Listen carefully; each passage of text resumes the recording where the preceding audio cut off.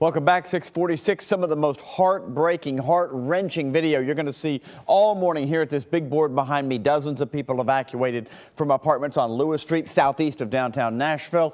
News Channel 5's chief photographer, Mike Rose, out all night long capturing this and talking to the residents. Check this out. It's hectic. It's real hectic, well, man. You know what? All I seen was a lot of water coming towards this way. The house started flooding and stuff like that. It started flooding.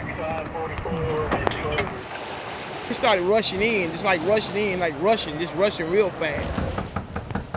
We are at 1216 Lewis Street.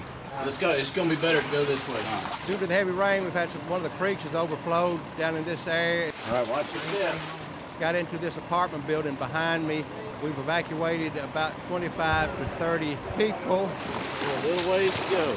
Man, I panicked, man. I ain't gonna lie, I panicked. You all right? When we woke up, they was already here. Somebody bammed on our door, and I didn't know what was going on. Man, it was just unexpected. The flood, it just greatly increased, and I just tried to help a woman take a vehicle out of the water, and it started floating away with all the water that started building up. Well, the firefighters, they're helping everybody out of the wreckage or whatnot, one by one, you know. Any type of help is the best. So, I mean, thanks to them all the way through. I have an MPA bus on the way so the people can shelter till they can get back in their apartments. People feeling helpless or whatnot, but at the end of the day, all you got to do is pray for it and persevere through it. So, God bless everybody, though. So.